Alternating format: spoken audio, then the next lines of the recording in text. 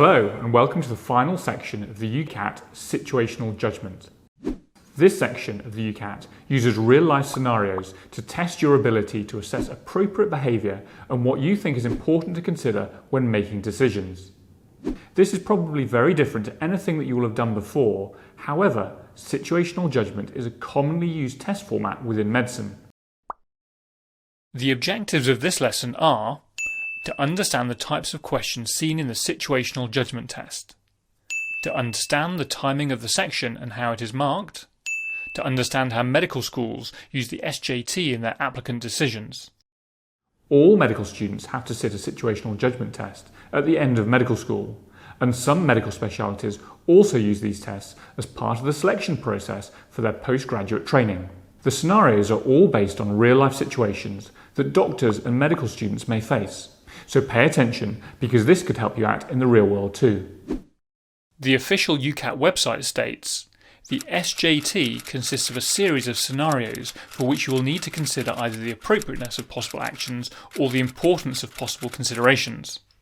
Some of the questions will require that you rate each response from 4 possible options. Other questions will require you to choose the most and least appropriate action to take in response to a situation from the 3 actions provided. In this introductory video, we will cover the types of questions that you will see in the situational judgment subtest, the timing of this section, and how the scoring differs from other subtests in the UCAT.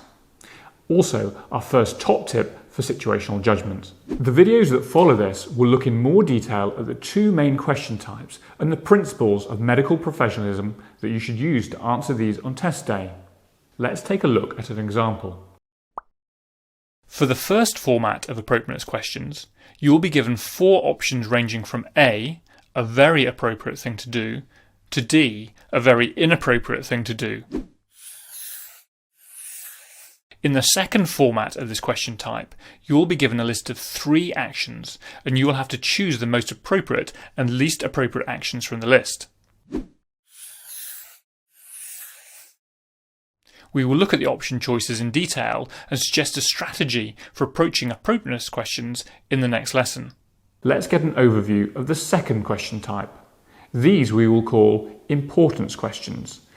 These follow a similar scenario, but the question will instead ask, how important to take into account are the following considerations for Amy when deciding on how to respond to the situation? Possible things the test might ask if Amy should consider are 1. That the train is full of commuters, 2. That the patient already knows his scan results, or 3. That Amy wants to make a good impression with the doctors as she needs one of them to sign off her logbook at the end of the placement. Now your job is to assess how important each of these factors are when considering how Amy should respond. The answer options range from A, very important, to D, not important at all. We will look at these in more detail in the video on this question type. In total, you will have 69 questions to answer within 26 minutes. This is a lot of questions to answer, and it's unlikely that you will have much time left at the end to return to any unanswered questions. So we encourage you to answer every question as you go along, even if you are not sure of the answer. To ensure you have enough time to go through every question, we suggest that you give yourself 30 seconds to read through each scenario and 13 seconds to answer each question. Practicing under these strict time limits will beat your speed and accuracy in preparation for the real test. Unlike other UCAT subtests, where there is only one correct answer, in situational judgment you get full marks for getting the correct answer and partial marks if your response is close. This is because people can interrupt and judge situations in different ways, resulting in a degree of subjectivity. To account for this, you can still get half a mark if you identify the general appropriateness or importance of the response. For example, if the correct answer B, appropriate but not ideal, but you have put option A, you'll get half a mark because you have identified that the action overall is appropriate. However, if you put option C, inappropriate but not awful, you will not get any marks because you have deemed an appropriate action to be inappropriate. It's likely that you will have an overall impression of whether a response is positive or negative, so pick an answer that matches your impression and move on. Remember that the SJT is very time pressured, so you need to make a decision quickly. It seems to be that the strong answer choices A and D are correct more often than the middle answer choices B and C. Therefore, if you can't decide how appropriate or important something is, it's probably safest to pick the strong answer choices.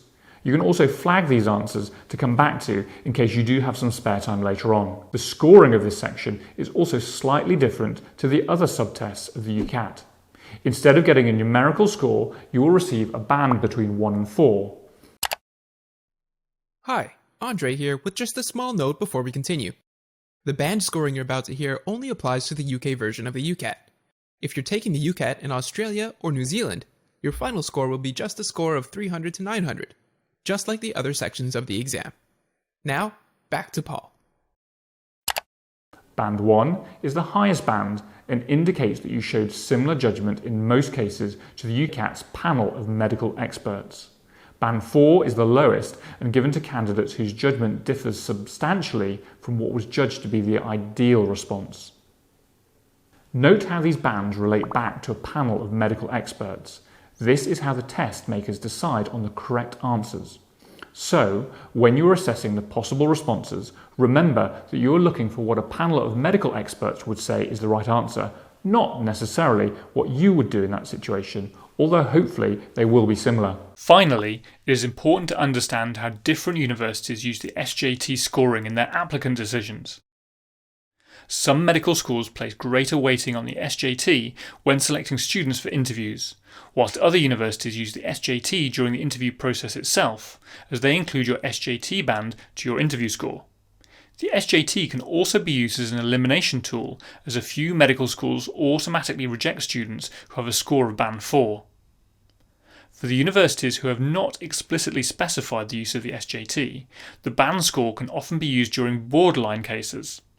For example, if they have two candidates who achieve the same ranking and they can only invite one for an interview or make one an offer, then they might look at the situational judgment as a final tool in making their selection. So it is very important to do well in this subtest of the UCAT. That brings us to the end of our introductory video. We have seen an overview of the question types and considered timing and scoring. The key points to remember from this video are to always pick an answer on your first pass through the questions, and to think about what a panel of medical experts would do, not necessarily what you would do. I hope this gives you some initial confidence for tackling situational judgment. That concludes another UCAT lesson. If you like the strategies and content we're developing and want to see more free content, please leave us a like and don't forget to subscribe. If you have any UCAT questions, leave us a comment below and we'll help you sort it out and get your preparation up to speed.